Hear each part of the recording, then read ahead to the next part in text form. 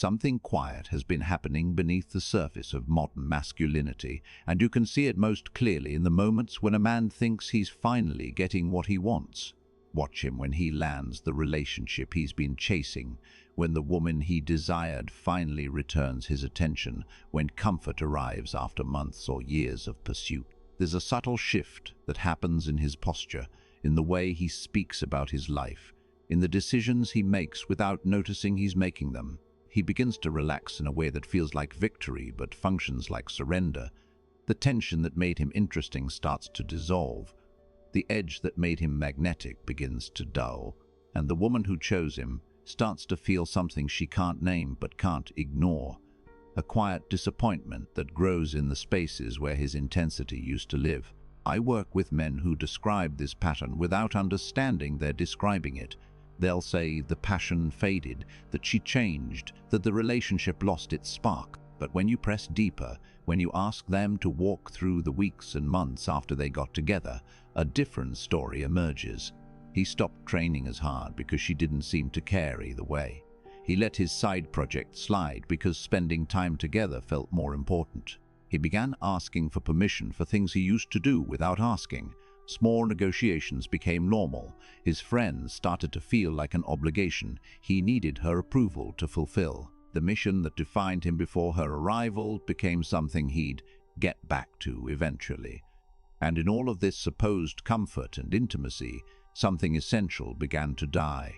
Not loudly, not dramatically, but with the quiet efficiency of a light dimming in a room where no one's paying attention. Herbert Marcuse spent his life studying this exact mechanism, though he examined it on a civilizational rather than an individual scale. He understood that the most effective form of control is not oppression, but satiation. It's not the man who's starving who becomes passive. It's the man who's been fed just enough to stop hunting. Marcuse called it repressive desublimation, the process by which a system gives you just enough satisfaction to neutralize your drive for something greater. You get the sex without the mystery, the attention without the achievement, the comfort without the conquest. And in receiving these things prematurely, without the tension that made them valuable, you lose the very force that made you capable of obtaining them in the first place. By the end of this, you'll understand precisely why comfort is the most efficient destroyer of masculine power, and what it cost you every day you failed to see it. Marcuse was writing in the mid-20th century, watching as post-war affluence and consumer capitalism created a new kind of human docility. He saw men who had fought wars and built industries suddenly becoming passive recipients of comfort, entertainment, and ease. The system didn't need to break them through hardship anymore. It could neutralize them through satisfaction, feed them enough pleasure, enough distraction, enough ease, and they'd stop asking dangerous questions. They'd stop building hazardous things. They'd become manageable, predictable, safe. He watched this happen in the political, cultural, and economic spheres. But the exact mechanism operates with surgical precision in the intimate sphere, in the space between a man and a woman, in the quiet domestic negotiations that remake a man's psychology without his conscious awareness. Here is the brutal thesis that runs through everything Marcuse observed, and everything you're experiencing now. A man who centers his life around receiving comfort rather than chosen struggle slowly becomes incapable of the very tension that created his value in the first place. The woman doesn't take this from him. The relationship doesn't steal it. He trades it voluntarily, piece by piece, for the feeling of having arrived. Marcuse understood that the moment you believe you've reached the destination is the moment the system has you. Because a man who feels he's arrived stops moving. A man who stops moving stops generating the energy that made him worth choosing. And a man who stops generating that energy becomes, in the eyes of the woman who chose him, a different creature entirely familiar, safe, predictable, and quietly disappointing. Watch how this unfolds in the modern dating landscape. A man spends months or years developing himself. He builds his career, his body, his skills. He learns to carry himself with a certain self-possession. Women start noticing. He feels the shift. One woman in particular begins responding to his attention. There's tension, pursuit, and uncertainty. He doesn't know if she'll say yes. That not knowing creates intensity. His focus sharpens. He's operating at his edge, and then she chooses him. They enter a relationship, and here's where the invisible trade begins. He thinks the tension was just the barrier to entry, that now he can relax into the comfort he's earned. He starts doing less of what got him there. The early morning training sessions become optional. The strict discipline around his work starts to flex. He begins orienting his schedule around her availability. These feel like natural adjustments, like maturity, like love. But they're actually the first movements in a much larger collapse. Marcuse would recognize this immediately. The man has accepted the terms of repressive desublimation. He's been given enough satisfaction to stop striving. The relationship provides enough comfort to neutralize his drive for expansion. And because this feels good in the short term, because it feels like peace and intimacy and arrival, he doesn't notice he's trading his masculine edge for domestic tranquility. The woman doesn't consciously orchestrate this. She's responding to incentives she doesn't fully understand. When he was less available, when his life had a gravity independent of hers, she felt pulled toward him. That pull was desire. Now that he's constantly available, now that his life seems to orbit around her approval, the pull weakens. She starts to feel like the center of his world. And being the center of a man's world is one of the fastest ways to lose respect for him. Because if she's his whole world, what does that say about the scale of his world? If she's his ultimate purpose, what does that say about the depth of his purpose? I once spoke to a man who described this with painful precision. He said, "I gave her everything she said she wanted. I was present, communicative, emotionally available, and flexible with my time. And the more I gave, the more she pulled away. I couldn't understand it. I thought I was doing relationships the right way." What he couldn't see was that he'd made the classic error of believing that what a woman says she wants and what actually maintains her desire are the same thing. She does want presence, communication, emotional depth, but only from a man whose life force isn't dependent on her validation. She wants access to his world, not to become his world. The moment he made her the purpose rather than a person within his purpose, he stopped being the kind of man she could continue desiring. This is where Marcuse's insight becomes surgical. He argued that modern society pacifies rebellion not through overt force, but through satisfying just enough surface desires to eliminate deeper ones. You're given consumer products, entertainment, sexual access, comfort, just enough to stop you from demanding something more fundamental. Applied to masculinity and relationships, the same pattern emerges. A man is given just enough affection, just enough sex, just enough intimate comfort to stop demanding something from himself. The tension that would drive him toward greatness is neutralized by the satisfaction of being in a relationship. He stops training as hard because he's already been chosen. He stops expanding his competence because the woman he wanted is already his. He stops operating at his edge because there's no immediate threat of loss. And this is the quiet trap. Because the moment he stops operating at his edge, he begins to become someone else. Not instantly, not dramatically, but cell by cell, week by week. His psychology reorients around maintaining comfort rather than expanding capacity. He starts avoiding conflicts with her because conflict threatens the peace he's come to depend on. He starts moderating his opinions to match hers because disagreement creates tension, and tension disturbs the comfort.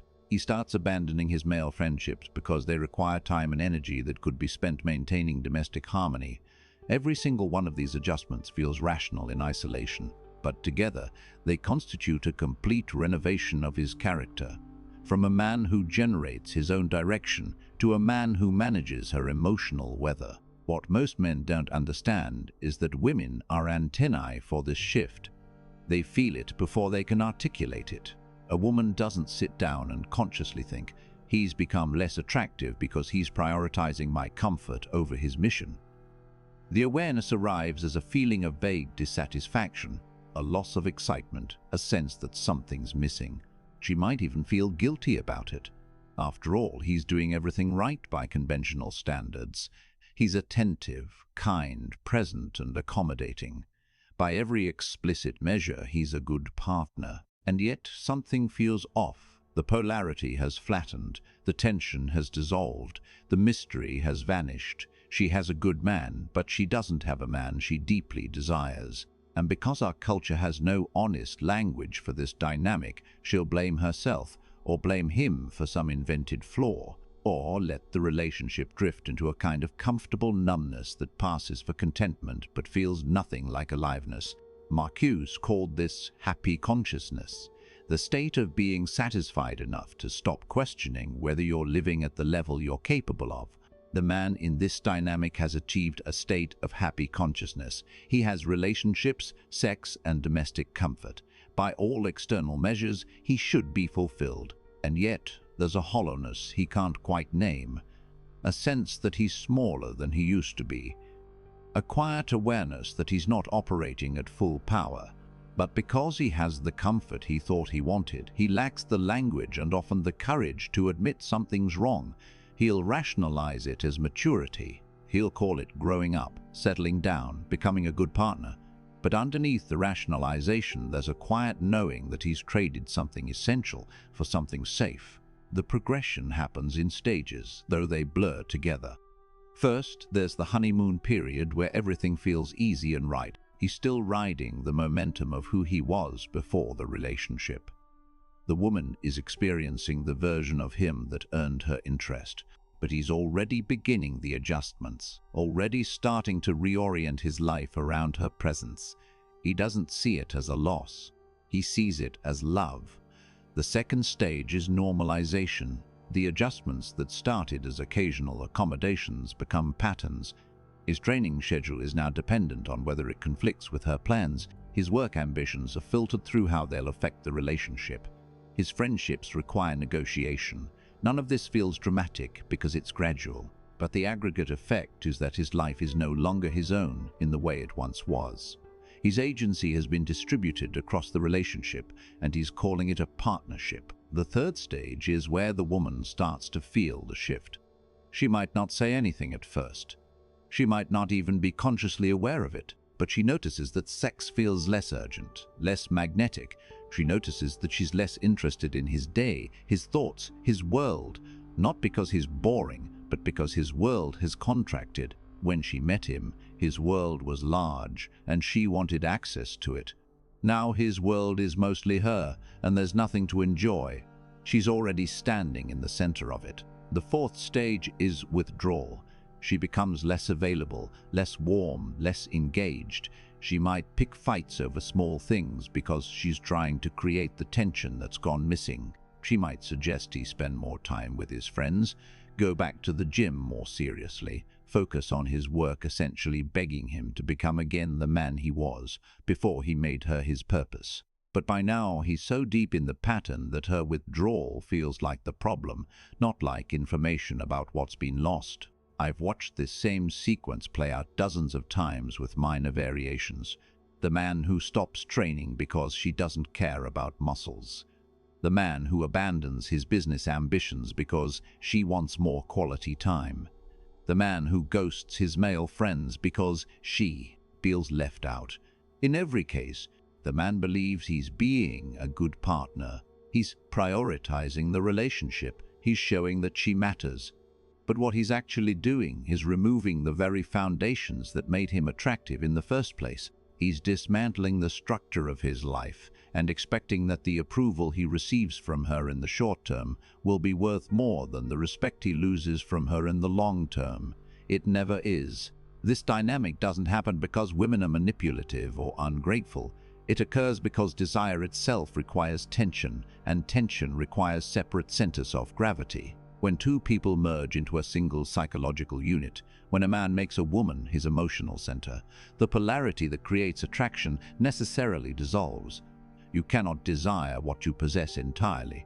You cannot be drawn toward what has no independent existence apart from you. Marcuse understood this about political freedom and consumer satisfaction, but the same principle operates in intimate relations. The moment you give someone total access, total availability, total psychological merger, you remove the distance that desire requires to exist. This is why the man who maintains his mission, who keeps his life structured around purposes larger than the relationship, paradoxically creates more sustainable attraction, not because he's playing games or being manipulative, but because he's maintaining the separate center of gravity that allows polarity to exist. The woman can feel drawn to him because he exists independently of her.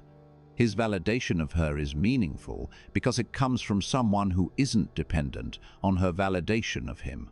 His attention is valuable because it's selective, not because it's scarce in a manipulative sense, but because it comes from a man whose life is complete enough that his time actually has weight. But in the modern landscape, men are trained in precisely the opposite direction. They're told that good relationships mean merging, that intimacy means total availability, that love means making the other person your priority. And all of this would be fine if it didn't systematically destroy the conditions that make desire possible. The culture gives men a script for relationship success that's actually a script for relationship dissolution. Be available, be communicative, be flexible, prioritize her needs, make her feel like your world. And men followed this script with sincere hearts, genuinely believing they're building something substantial, only to find that the woman they're doing all this for seems less and less interested as time goes on. The wider system benefits from this confusion. A domesticated man who's poured his masculine energy into managing a relationship rather than building something dangerous is a man who's politically and economically neutralized. He's not going to take risks, he's not going to challenge systems, he's not going to build competing power structures. He's going to work his job, manage his domestic life, consume his entertainment, and stay out of the way. Marcuse saw this clearly in the political sphere, that the appearance of freedom and satisfaction could be the most effective prison. The man believes he's free because he's chosen this relationship, chosen this comfortable life. He doesn't see that the choice itself was made within a framework designed to neutralize his most dangerous capacities. The dating market reinforces this at every level. Apps optimize for the appearance of abundance while creating actual scarcity of genuine desire. A man can have matches, conversations, even casual sex, and still be further than ever from the kind of relationship polarity that feels alive because the entire apparatus is designed to make access easy and tension low. Swipe, match, text, meet, hook.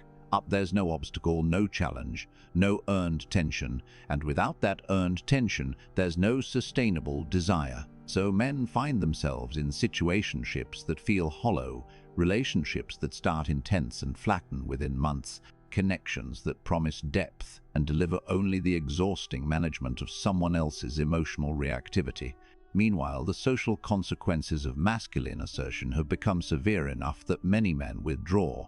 The risk of misunderstanding and approaching women, the potential for career destruction through accusation, the legal and financial consequences of divorce, all of these create an environment where the safest strategy is often to do nothing, not because men are cowards, but because they're responding rationally to incentives.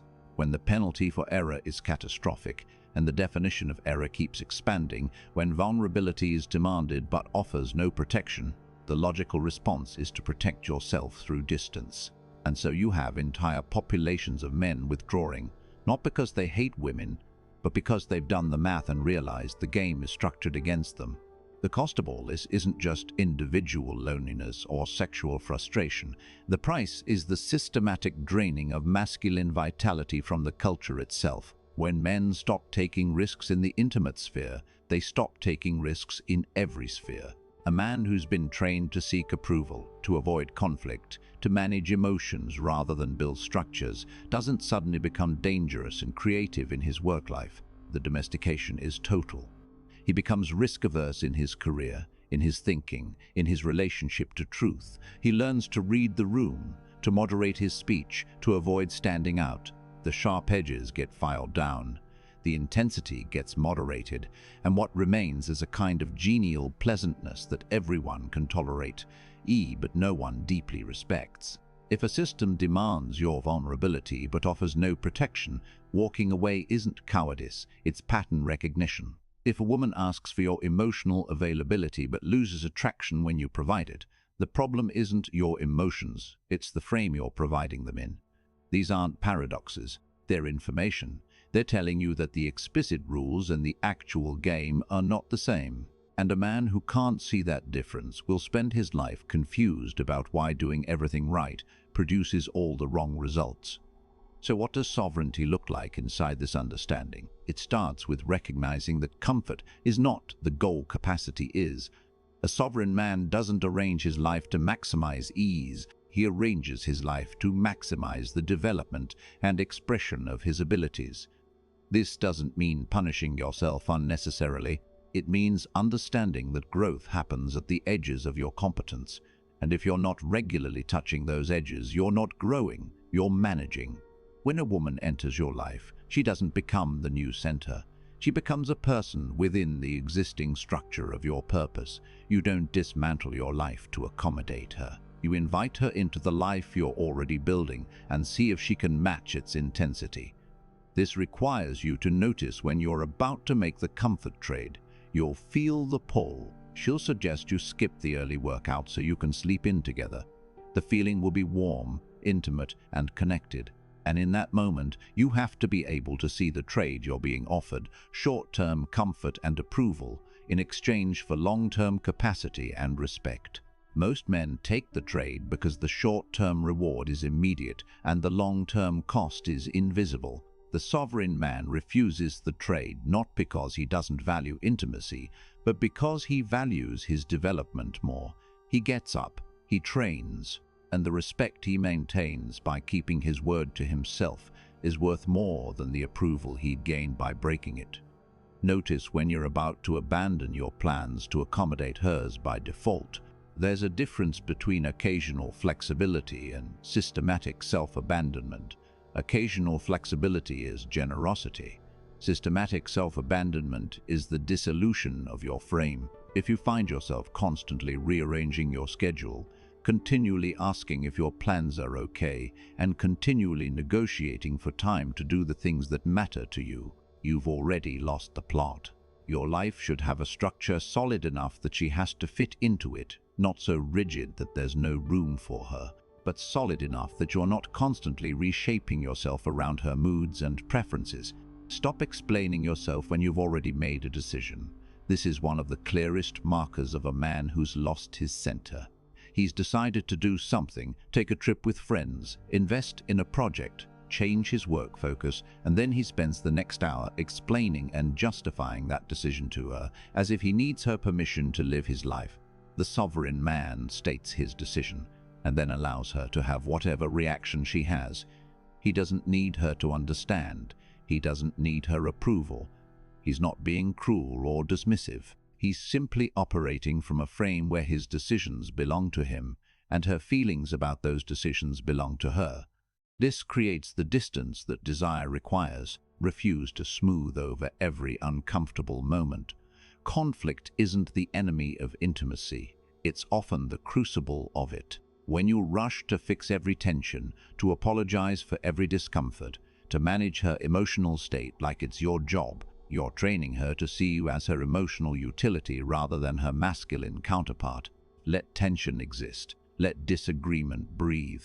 Maintain your position even when she's upset about it, not because you're trying to dominate her, but because you're demonstrating that your frame is strong enough to withstand her storm. Most of the time, what she's testing isn't the specific issue she's testing, whether you'll hold your ground or collapse into people-pleasing the moment she applies pressure. Allow her to experience the consequences of her choices without rescuing her. If she creates drama, let her sit in the drama. If she makes a decision that causes discomfort, let her feel it. The instinct to rescue, to fix, to smooth everything over is the instinct of a man who needs her to be happy so he can feel okay. The sovereign man allows her to be a full adult responsible for her own emotional state. This doesn't mean cruelty. It means refusing to participate in the dynamic where you're responsible for managing her internal world.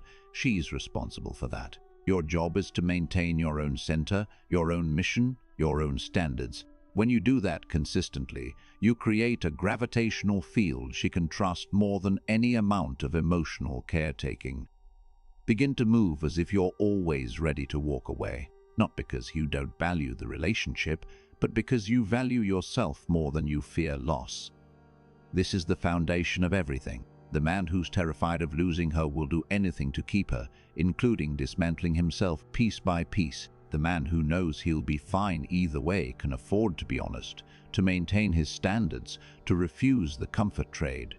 Women feel this difference instantly. They can sense whether your attention comes from abundance or scarcity, whether your commitment comes from choice or desperation. The man operating from abundance is magnetic because his presence is a gift, not a negotiation. The man operating from scarcity is tolerated at best because his presence feels like a burden, like something she has to manage rather than something she gets to receive. Two paths open from this understanding, and both will lead you forward in time, but to completely different versions of yourself. If you ignore what you've heard here, if you continue operating from the script you were given, you will spend the next 5 to 10 years becoming smaller.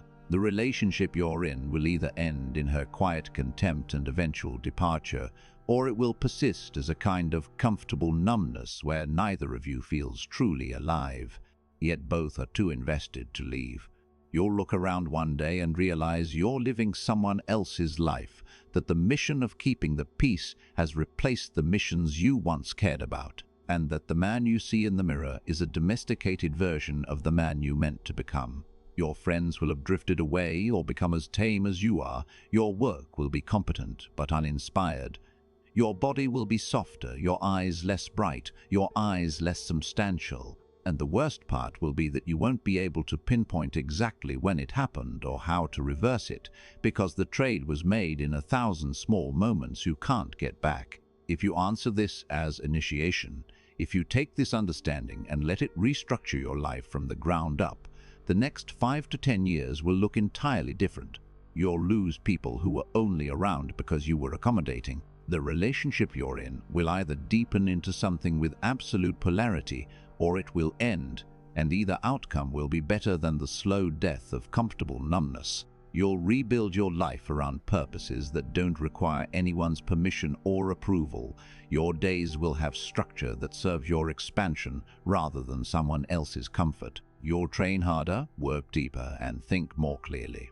The women who are drawn to you will be drawn to something tangible rather than to your availability. You'll have fewer friends, but the ones who remain will be the kind of men who make you sharper rather than softer. Your presence will carry weight because you'll be living at the edge of your capacity rather than in the middle of your comfort zone. It will be harder, lonelier at first. You'll face the discomfort of standing in your own frame while people around you try to pull you back into theirs. But you'll also feel a kind of aliveness and self-respect that no amount of comfortable partnership can provide. The choice isn't really about which path is better in some abstract sense. The choice is about which kind of man you're willing to become. The man who trades his edge for approval, or the man who keeps his edge and accepts whatever consequences come with it. The man who builds his life around being chosen, nor the man who builds his life around becoming worthy of his own respect. The man who fears loss more than he values growth, or the man who understands that some losses are necessary for the preservation of what matters most. Here is the core of everything you've heard reduced to its essence. Comfort without purpose is the most effective destroyer of masculine vitality, and the woman in your life isn't taking it from you. You're trading it away in exchange for her approval, one small accommodation at a time. She doesn't kill your purpose. She reflects its absence. Every moment of her growing disinterest, every instance of her pulling away, every flattening of attraction is simply the mirror showing you what you've allowed yourself to become. And the man staring back is always the man you've chosen through 1,000 small decisions to prioritize ease over expansion. If this landed somewhere you weren't expecting, if it touched something you've been trying not to look at, then treat this moment as the beginning of a different trajectory. Share it with the men in your life who need to hear it. Let this work reach the ones who are standing at the same threshold you're standing at now. Subscribe if you want more of this depth and clarity. Keep this current of honest masculinity alive in a culture that wants you comfortable, managed, and small. A man who builds his life around receiving comfort will eventually lose the capacity to generate the tension that made him worth choosing in the first place.